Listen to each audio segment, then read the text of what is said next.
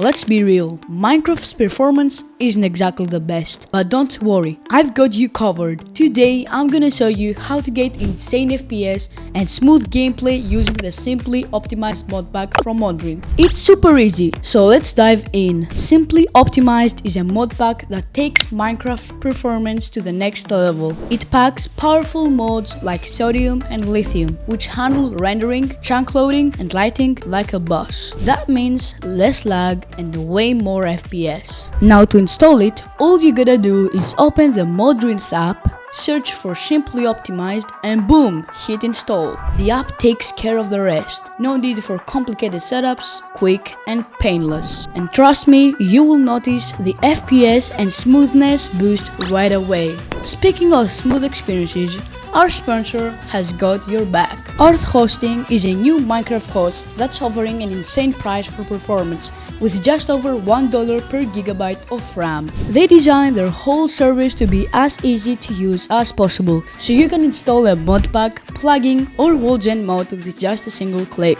Click the link in the description to get your server today. Even in big worlds with high render distance, the game is very smooth.